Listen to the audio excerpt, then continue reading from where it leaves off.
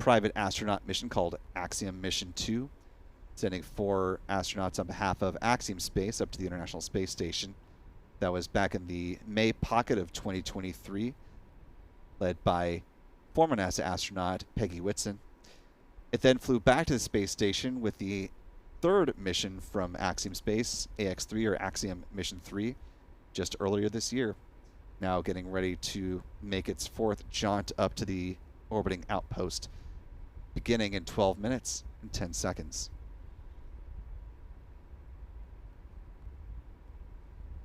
As the super cold liquid oxygen being loaded on board the Falcon 9's 1st and 2nd stages meets the much warmer, more humid Florida air, you can see some of that vapor forming on the skin of the rocket.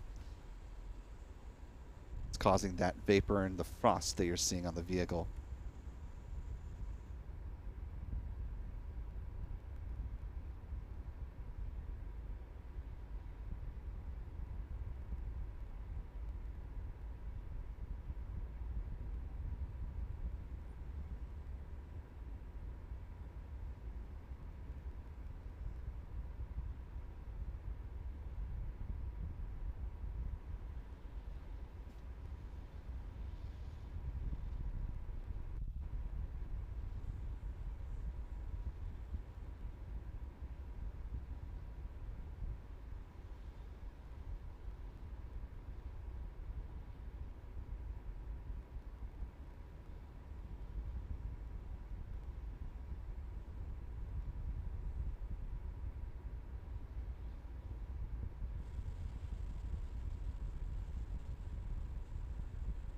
Coming up at T-minus 10 minutes, 45 seconds and counting. We're coming up on the comm check. Dragon SpaceX, confirm crew displays are configured for launch.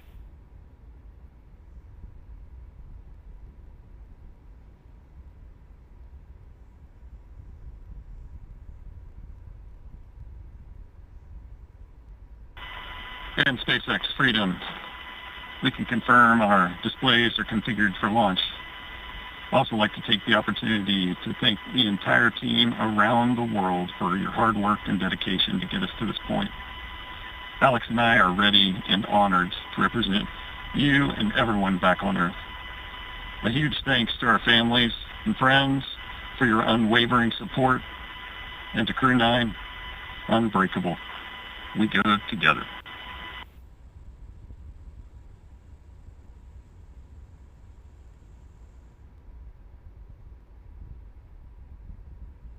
SpaceX copies. You've proven you're ready, Dragon, and we're looking forward to seeing a full capsule at splashdown.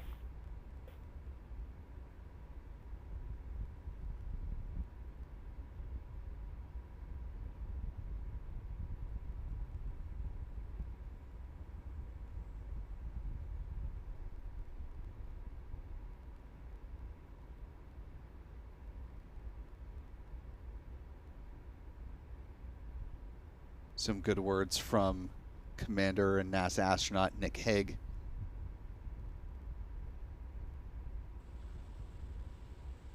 As the teams perform their final checks, here's one more look at the duo who is about to fly on this mission.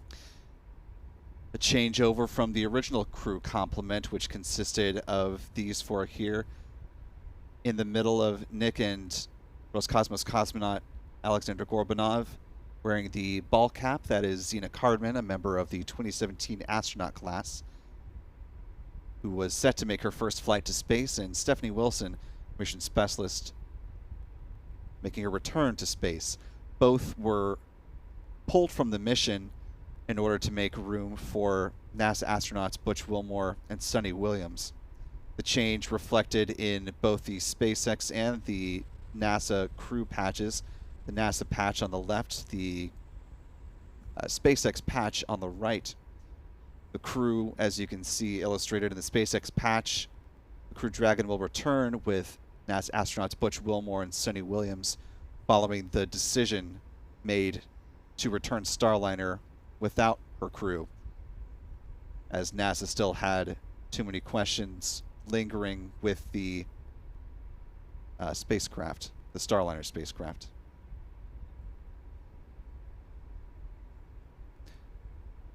Butch Wilmore on the left, Sonny Williams on the right have been on station since their Starliner spacecraft docked back on June 6th.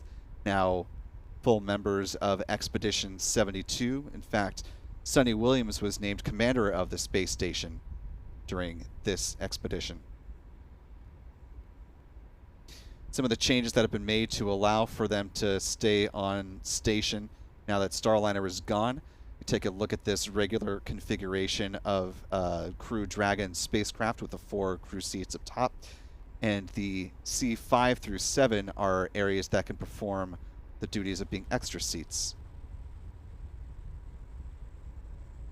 Stage 1 engine chill has started. Good call from Mission Control that engine chill started. It's the process of flowing some liquid oxygen through the plumbing and turbo pumps to protect them from the risk of thermal shock and damage. While Butch and Sonny are waiting for this Dragon to arrive at the station, if there was an emergency in which those on board the ISS needed to evacuate, Crew 8's Dragon spacecraft has been configured with these seats in those C positions. This is in the C5 slot. Some foam from the space station as well as some of the cargo has been configured into a seat that would allow them, again, in an emergency, to be able to leave the space station along with the rest of the Crew 8 team. Stage 1 fuel load is complete. Good call for the RP-1 being topped off on the Falcon 9's first stage. Once the Crew Dragon Freedom is docked to the International Space Station, there will be a little bit longer of a handover. Normally it's about 5 days, but they're going to stay up there until about October 7th nominally, depending on weather, and that's in order to deconfigure the Crew 8 spacecraft from what you see here on your screen back to its normal configuration, and to make sure the seats on the Crew Dragon Freedom are in the correct configuration to support Butch Wilmore and Sonny Williams. We're now T-minus 5 minutes, 13 seconds and counting. Coming up on the Dragon transitioning to internal power momentarily. Should hear a call for that.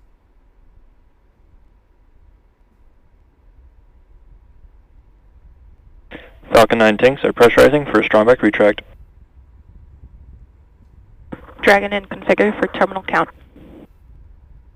2 good callouts from SpaceX. Shortly we'll be seeing the clamp arms beneath the Dragon trunk opening up, and then the transporter erector, or the strong back, will recline about 1.5 degrees away from the Falcon 9 rocket.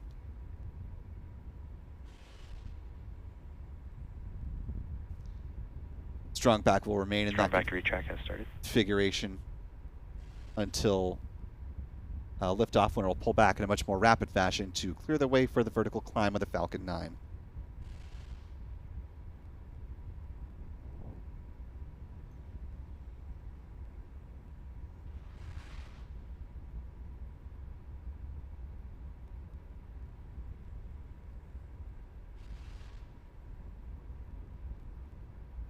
Now T-minus 3 minutes, 55 seconds and counting. Less than a minute from now, we'll see the next milestone call out. That's the first stage liquid oxygen load being complete. Seeing a lot more sun on the rocket, certainly a nice visual indication that we're in a better position than we were much earlier in the countdown.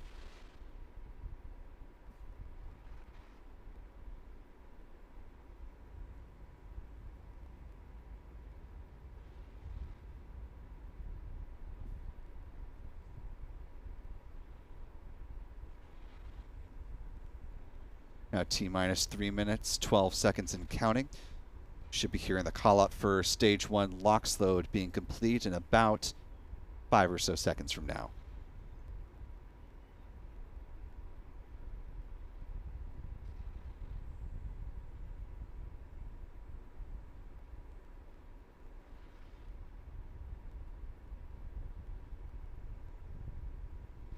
Stage 1 LOX load is complete. Good call on stage 1 lock slow. Dragon in terminal count and on internal power. Good pair of calls here. The final bit of fueling that we're looking for is stage 2 lock slow being complete, at which point the Falcon 9 will be fully loaded with 1 million pounds of propellant. As we approach that milestone, want to thank a few more folks for your support. First off, a big thank you to the now more than 19.5 thousand of you who are watching with us live. If you haven't already, we'd certainly appreciate it if you could hit that like button for us, allow some more folks to find their way in now that we are less than, or just about 2 minutes away from liftoff, the first crewed liftoff from Pad 40.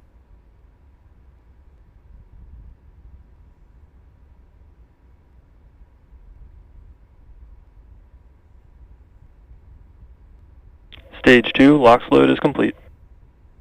With that call out, the Falcon 9 is now fully loaded. Dragon in auto idle.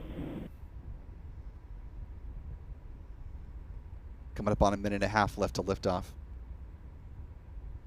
Ground gas closeouts has started. Expect loud venting. The ground gas closeouts, or the venting that you're seeing there on your screen, they're just letting the crew know that it will be quite loud from their vantage point. Want to quickly thank Mr. Jim Edgar for a very generous $50 super chat, saying Jim Edgar and Lisa Bean watching from Snoqualmie, Washington again. Can't seem to make it to Florida, but go Falcon 9. And with that, we are now just about a minute away from launch, so we're going to return to the live chat on the other side of liftoff. For now, let's focus in on this final minute of the countdown with this crewed flight. FDS is armed, Falcon 9 is in startup and is now controlling. Dragon in countdown. We are now within the final minute before the liftoff of the Crew 9 flight. Freedom, SpaceX. Go for launch. And with that, we have our final go for launch. Freedom is go for launch. Acknowledged by the crew. We are now 30 seconds T-minus away 30 seconds. from the planned liftoff of this Falcon 9 rocket. Again, making history as the first crewed flight from Pad 40 at Cape Canaveral Space Force Station, coming up in less than 20 seconds. 15 seconds. And here we go in 10, 9, 8, 7, 6, 5, 4, 3, 2, 1. Engine ignition and liftoff of the Crew 9 flight, launching into the history books. The first crewed flight from Pad 40 at Cape Canaveral Space Force Station. Falcon 9 has cleared the tower.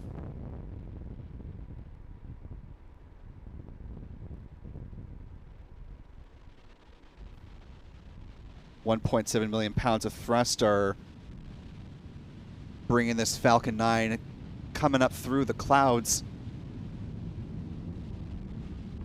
as NASA astronaut Nick Hague is making his return to space.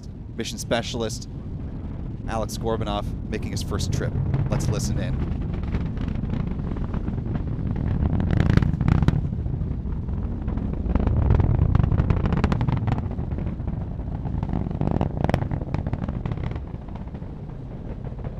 Max Q. Vehicle is supersonic.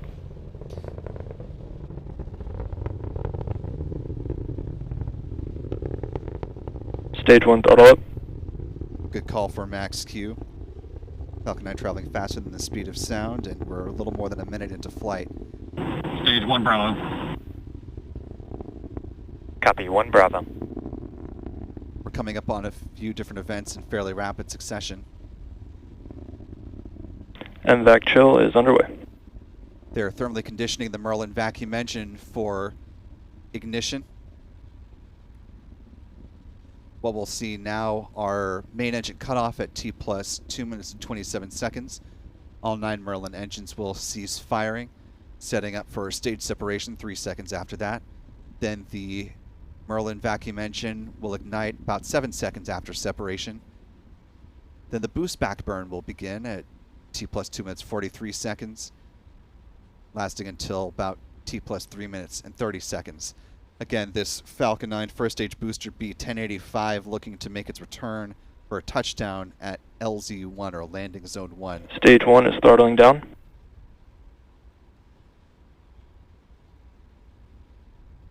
Good call on throttle down. Taking a look up through the interstage. MECO. Stage Call. separation confirmed. And stage separation. Stage 2 Alpha. MVAC ignition. Copy, 2 Alpha. And a great view of the first stage as it begins to drift away from the Falcon 9's second stage. Looks like that boost back burn is just about to begin.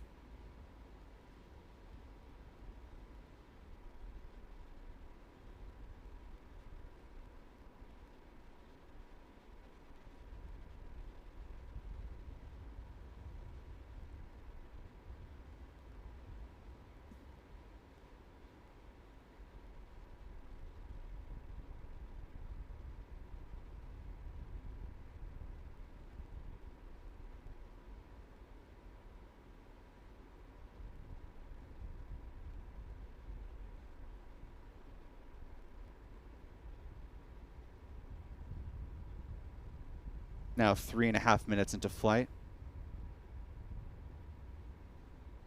Those pulses you're seeing on the Falcon 9 first stage are the cold gas thrusters. We're past the point where Dragon, SpaceX, nominal trajectory. should have heard a call out for the boost back burn startup Freedom copies, nominal trajectory. and conclusion. Didn't hear those call outs, but with the call out for a nominal trajectory, they may just have not called that out over the comms.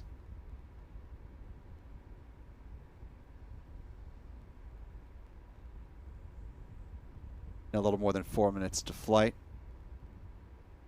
We're coming up on the first stage entry burn beginning, according to the SpaceX timeline. It's set to begin at about T plus 6 minutes and 17 seconds. Lasting just about 12 seconds.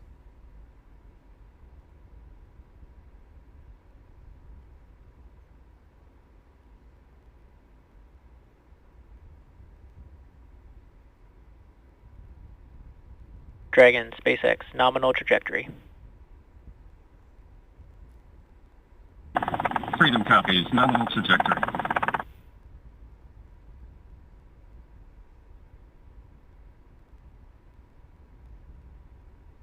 Good call, nominal trajectory for this Falcon 9 mission so far.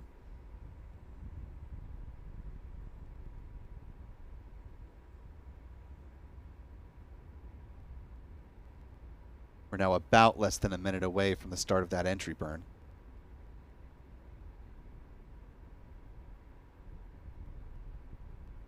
As the booster returns, you're seeing some ground tracking views from SpaceX. We've got our own cameras trying to train on the booster. It's quite difficult given the amount of clouds where our cameras are positioned, but we're trying to bring those views to you, and as soon as we've got eyes on the booster, we'll be sure to show Dragon, you SpaceX, nominal trajectory. our vantage point. Freedom copies, nominal trajectory.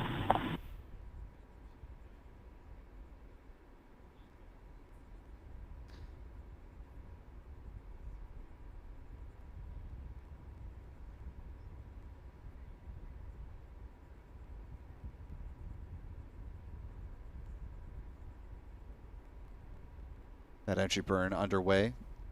Didn't hear a call out for it, but it started and stopped.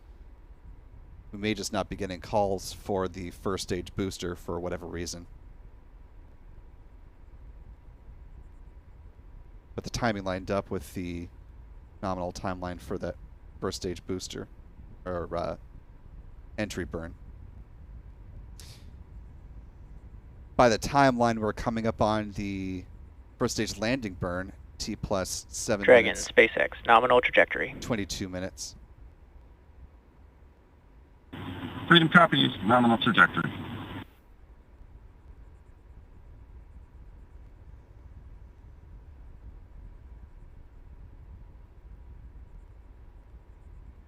Coming up on the start of the landing burn, well, they'll ignite just one of the engines on the Falcon 9's first stage. You can see views of landing zone 1 coming into view.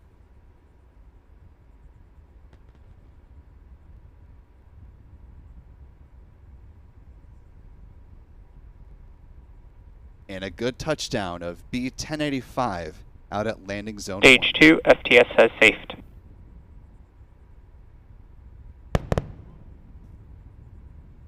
And the sound of the sonic booms just making their way to us here at the press site. Giving some of those birds out there a start, I'm sure. Coming up on the 8th minute into flight, the Merlin vacuum engine on the Falcon 9's second stage set to cease its burn, coming up now less than a minute.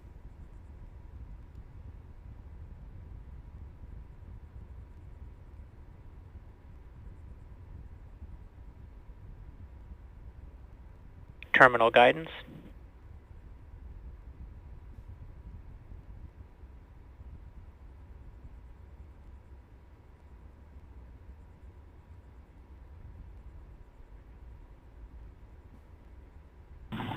Shannon. That call for Copy. Shannon passing by the abort zone for Shannon, Ireland. That's just a in-case abort landing zone if that were needed at this station flight, which it is not. MVAC shutdown. All remaining nominal with this Falcon 9 upper stage, as you heard the call for MVAC shutdown. Dragon, SpaceX, nominal orbit insertion. Good call for a nominal orbital insertion. And Freedom copies nominal orbital insertion. The Falcon 9 performs just one. Dragon, SpaceX, launch escape system disarmed. There's just Freedom copies, LES disarmed. one burn of the upper stage engine prior to Dragon separation.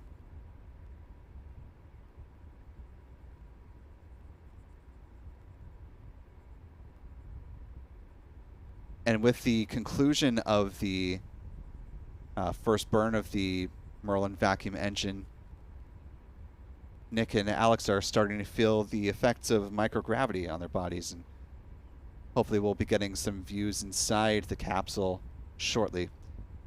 That view you just saw from looking up into the trunk of the Dragon spacecraft.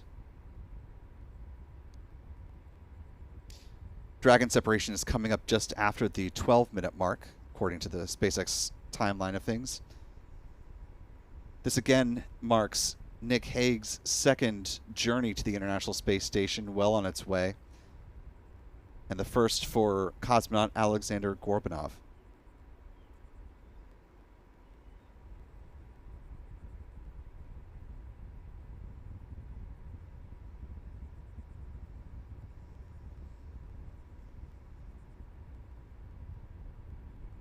Now getting our first views of the crew experiencing microgravity for the first time on this flight. A first for Gorbanov. An unforgettable experience, I'm sure. Keep your eyes peeled. We're looking for signs of the 0G indicator. Usually some kind of stuffed animal or icon, giving a nice visual indication of them entering into that microgravity environment, although not sure I can see it at this point, but keep your eyes peeled. It would be attached to a, usually like a black tether. But you can see, looking at the seat that would have been occupied by Gorbanov in a 4-person crew contingency, starting to float a little bit beside him, so you can see a little bit of visual indication of the microgravity that they are now experiencing. Coming up on Dragon separation, less than 20 seconds.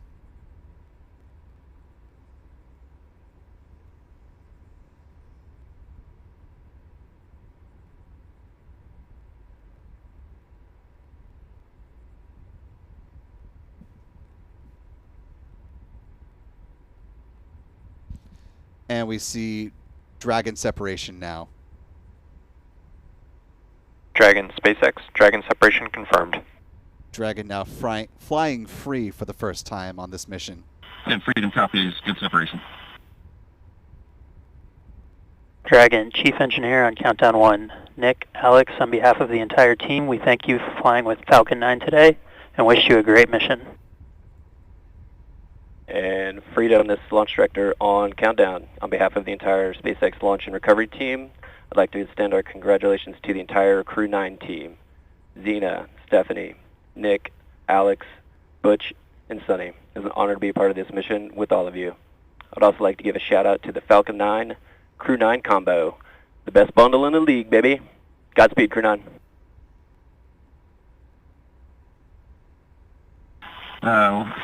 Couldn't say it any better. Thank you guys. You know, we had the opportunity to meet so many people that were involved with the Falcon 9, and along the way was a sweet ride. I'm pretty sure my youngest son would say it was Sigma.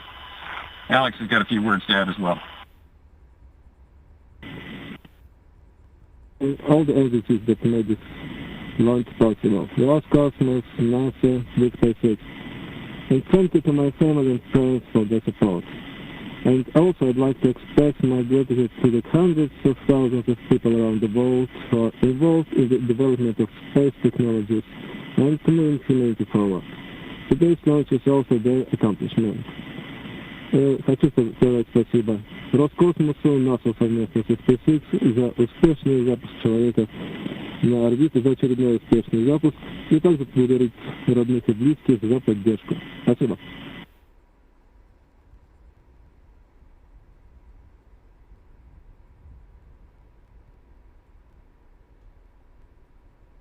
Some good words from SpaceX up to the crew, and from the crew down to all of us here on Earth.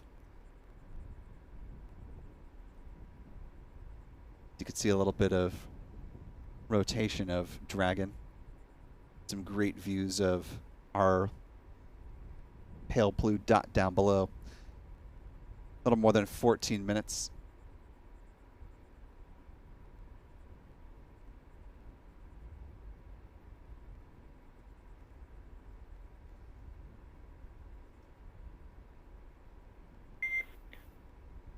Dragon SpaceX, we had a nominal dehumidifier activation and service section Draco checkouts. Nose cone deploy is in progress. And Freedom copies all. Thank you.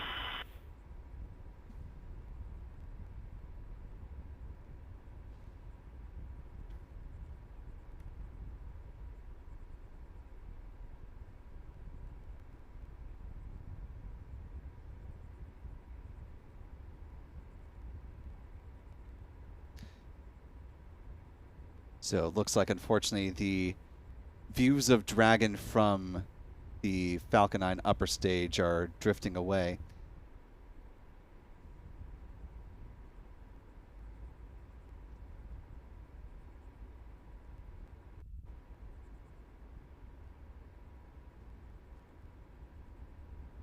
One of the items that was demonstrated during the recently launched and completed Polaris Dawn mission was the addition of Starlink internet service on board that Dragon spacecraft named Resilience.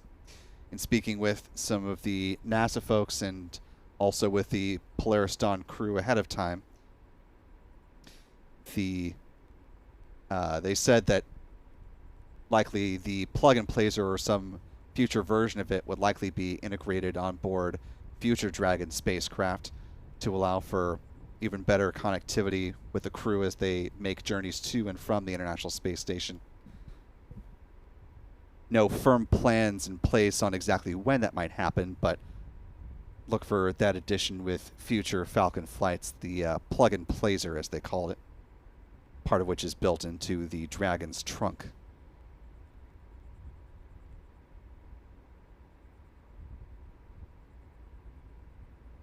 At the conclusion of this mission, NASA astronauts Butch Wilmore and Sonny Williams will be joining NASA astronaut Nick Hague and Roscosmos cosmonaut Alexander Gorbanov for a return trip, splashing down off the coast of Florida in the February 2025 time frame.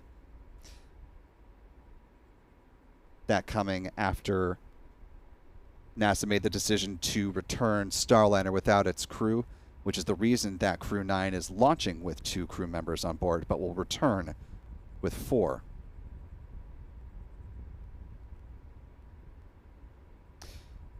The splashdown of Crew 9 off the coast of Florida may be the last time that a crew mission splashes down in the Atlantic or Gulf waters near the Sunshine State, as during the course of next year they will begin to transition Dragon activities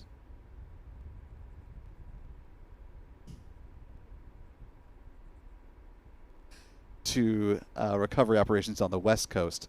Reason being the Dragon trunk, which was thought to burn up entirely, did see a number of instances where large chunks of the Dragon trunk made their way back down and landed on land. Fortunately, there were no reported injuries from Dragon trunk landings. However, in order to promote further safety, they've decided to harken back to earlier eras of the Dragon spacecraft and return recovery operations off the coast of California. Again, that could start as soon as the Crew 10 mission, although that has not formally been decided yet.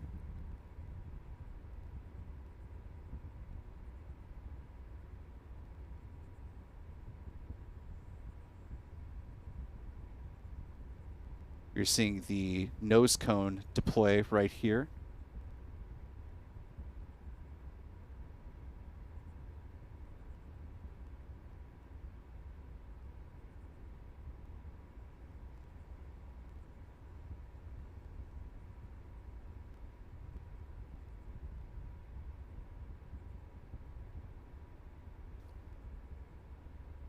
With Nick and Alex currently on orbit, there are now 14 people currently off Earth.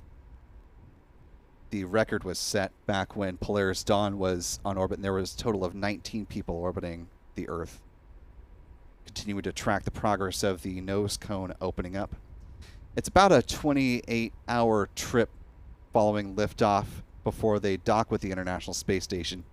As we heard during our interview with the representative of the Space TV-1 payload from CEN, Liam Kennedy, the director of that mission, they'll be providing 4K views from the International Space Station as Crew Dragon Freedom makes its approach tomorrow evening.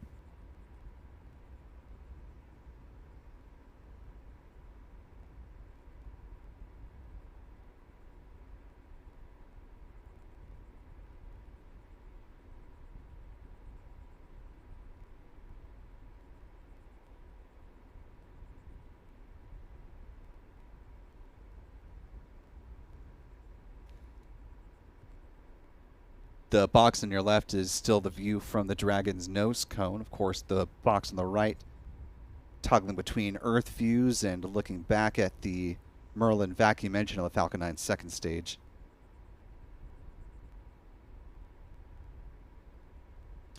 Do want to thank one of our moderators, Aussie Space Girl, for joining us.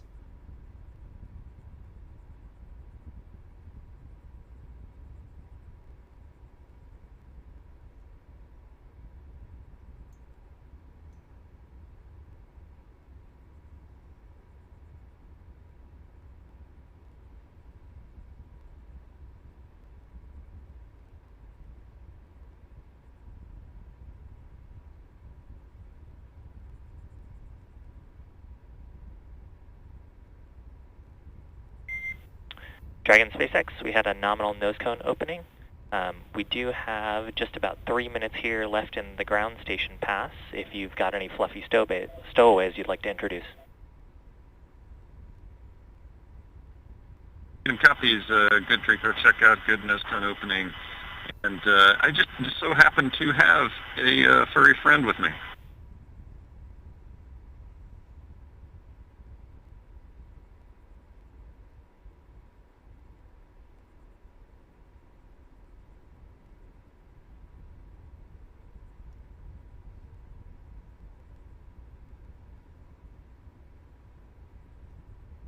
And SpaceX Freedom. So yeah, I've got a Falcon here. I love the package of Falcon 9, Crew 9. Yeah, we've got a Falcon on board with us. This one's a multi-flyer though. On my first flight with Alexei and I, and Christina, and now Alex. So say hello to Aurora.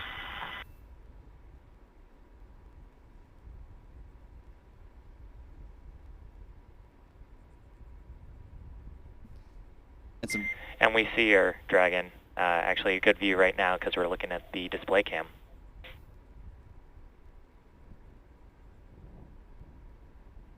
And a good view of Aurora, the Falcon. This being the first time a zero-G indicator... And Dragon delayed call, but nominal TCS reconfiguration as well as forward bulkhead Draco checkouts.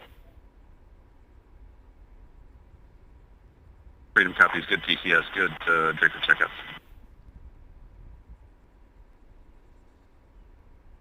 This is the first cross-vehicle zero-G indicator, I believe, in the commercial crew program era, at least. Flying first with Nick aboard his Soyuz MS-12 flight, and now coming back around to fly aboard Crew Dragon.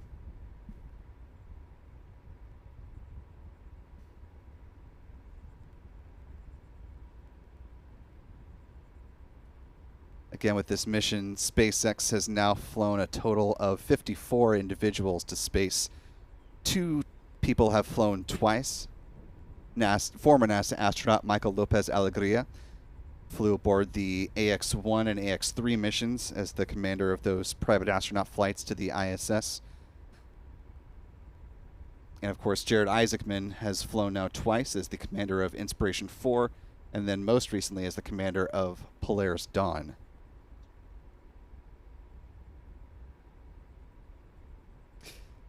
As we continue to see these views from inside the Dragon spacecraft. In fact, actually in this vantage point, you can see the mission patches for the previous 3 flights that it has flown. Just beyond Alex's visor there you see, closest to him, that is the AX-3 mission patch. To its left is AX-2, and finally on the far left was Crew 4, the Dragonfly logo.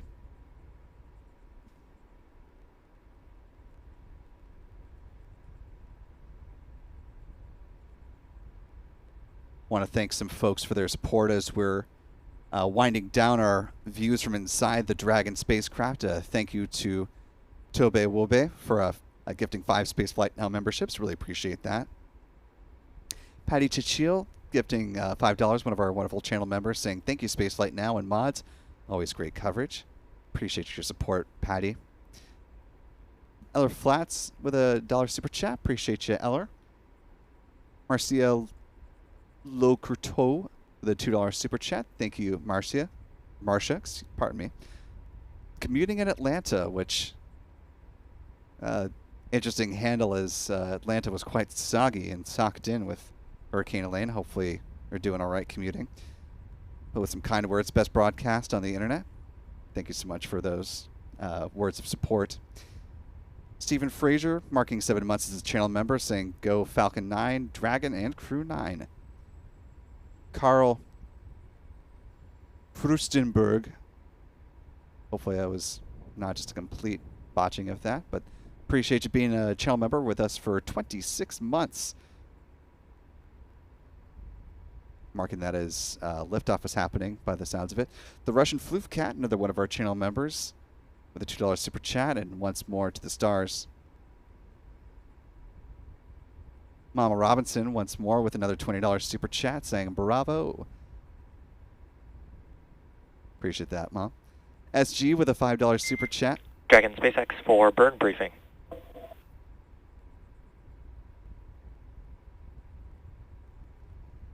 Freedom's with you. Dragon ground has pulled go for the upcoming far phase burn in about 20 minutes. And then I do have some notes for you about comm coverage during that period when you're ready to copy.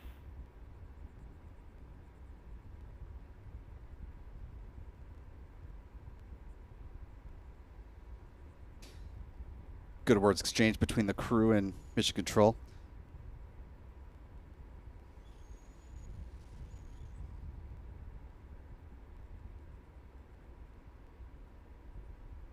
Okay, we're go for the burn coming up in 18 minutes and 50 seconds, and we're ready to copy.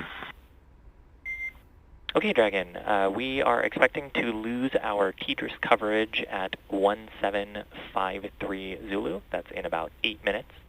Ground will not have TDRS coverage during the far burn. We're expecting to pick up coverage again at 1810 Zulu. How copy so far?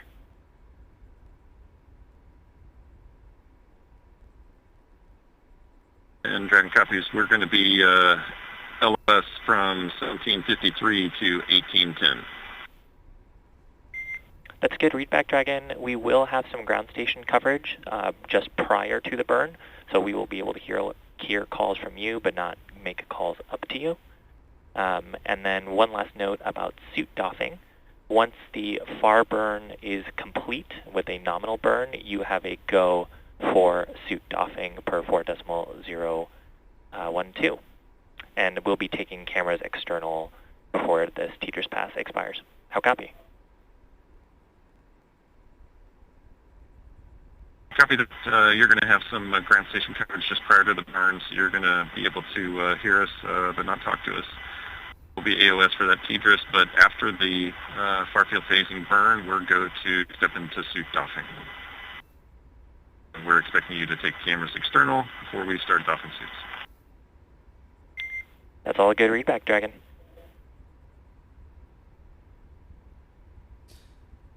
Good exchange between Dragon and Mission Control. As you heard, there's another burn coming up in a little more than 17 minutes. They're also preparing to step into suit doffing, the point at which they can take off the flight suits that they were wearing on the ride uphill. But before that, they will take the cameras that have been giving us views inside the Dragon spacecraft back outside, give the crew some privacy as they are changing. Coming back to our live chat, I want to thank a few more folks that have... Dragon, no response required. Cameras are external.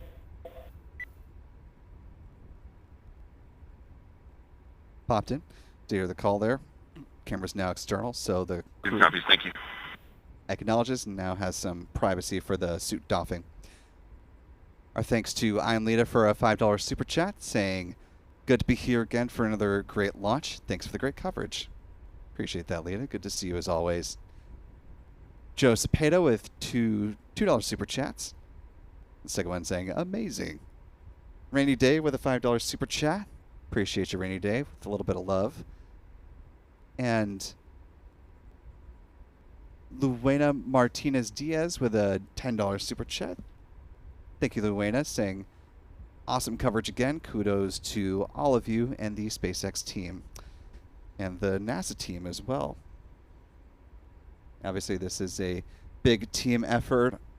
Also, lots of support from over with the 45th Weather Squadron, obviously doing a lot of work to make sure that this launch was able to find the clearance that it needed, and the Space Launch Delta 45 Guardians were supporting the first crewed launch off of Pad 40, with surely more to come.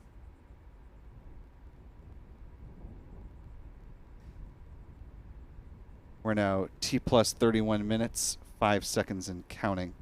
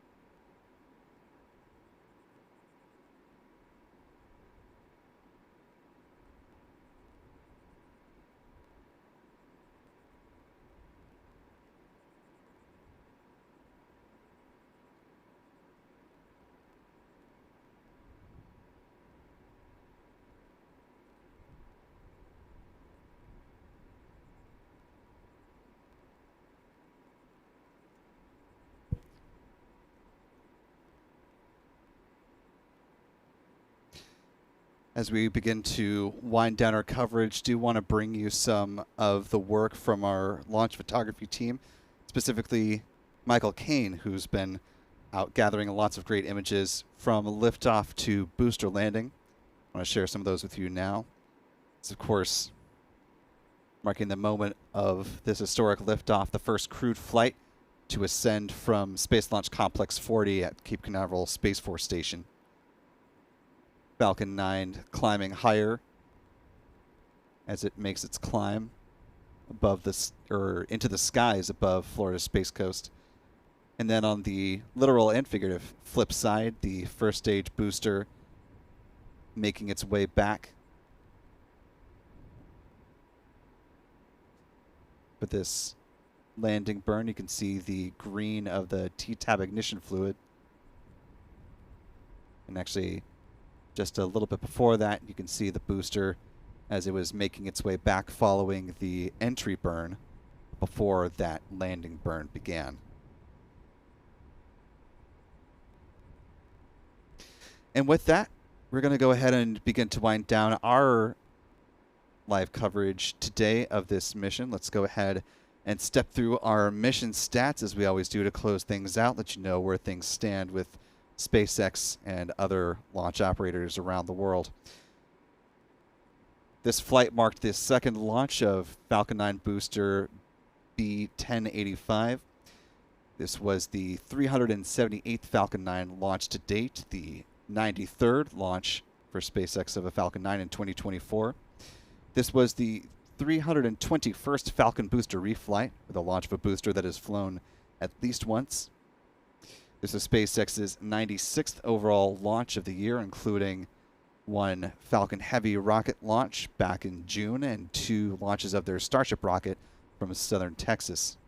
This was the 122nd orbital launch within the last 365 days, the 207th orbital launch from this pad, Slick 40, the workhorse for SpaceX, and this was the 262nd overall orbital launch from pad 40. With good liftoff, here's where the Falcon bar chart stands. SpaceX now just 2 orbital launches away with the Falcon rocket from tying the total number of launches that they achieved in all of 2023. Moving on to some recovery stats, this was the 45th landing of a booster at LZ-1, or Landing Zone 1. That marked the 56th land landing in Florida, the 76th landing on land, including booster touchdowns in California, and this was the 352nd overall booster landing for SpaceX. Finally, with some industry stats, this was the 66th orbital launch from Florida. We're also coming up on eclipsing the total number of launches that the Sunshine State saw last year. There were 72 in total. This was the 100th orbital launch from U.S. soil, the 110th from a U.S. rocket company, and the 181st orbital launch from around the globe. There have been 6 launch mishaps so far this year. Here's where our pie chart currently stands. U.S. holding on to 61% of the pie. China, with its 46 launches, has a solid quarter. Russia in the 3rd spot with 11 missions. Japan now in the 4th spot still with 5. India and Iran tied with 3 apiece. European Space Agency with 2. And North Korea with 1 that happened to be a failure. And with that, we're coming up on 40 minutes post-flight. We're going to go ahead and wind things down with our live launch coverage with this mission. It's been a very busy and active morning. We certainly appreciate all of you who have been with us throughout this saga of coverage. The updates on the Crew 9 mission, though, are still not quite done yet. Of course, they've got their journey to the International Space Station that is continuing on until docking, set up for tomorrow about 5:30 p.m. PM Eastern. But also this afternoon, we are anticipating a post-launch briefing that is currently scheduled, if everything remains on track, for 3 p.m. Eastern Time this afternoon.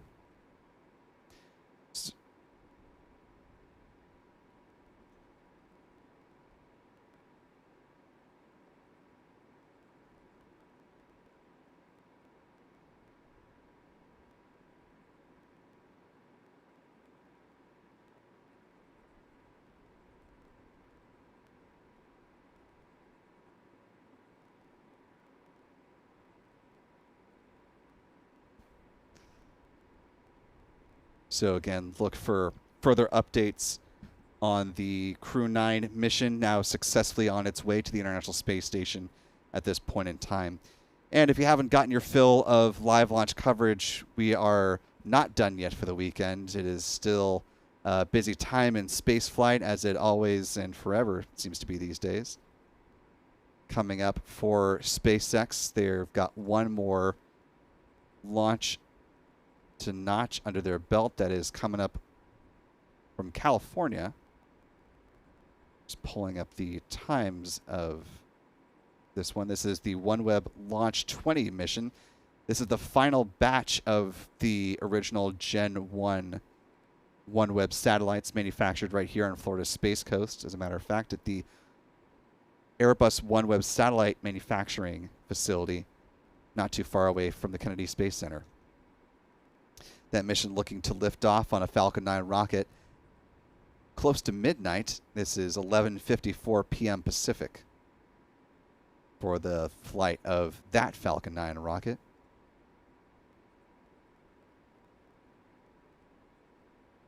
So for those on the West Coast, be sure to keep your eyes to the skies. Hopefully conditions are clear and you might see the rocket streak across the night sky just as the clock is about, or strikes midnight.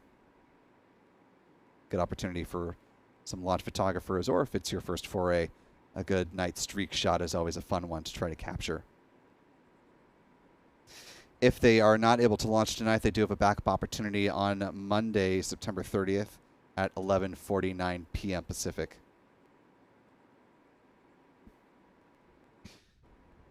And of course, right back here at the Kennedy Space Center,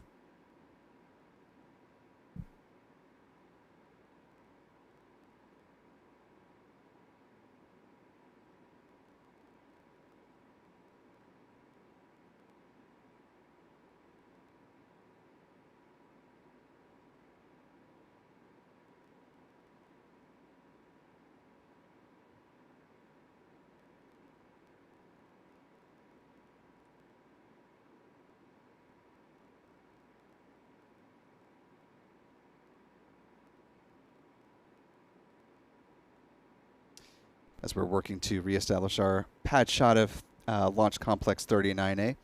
I'll let you know. Oh, there we go. Thank you, Stephen.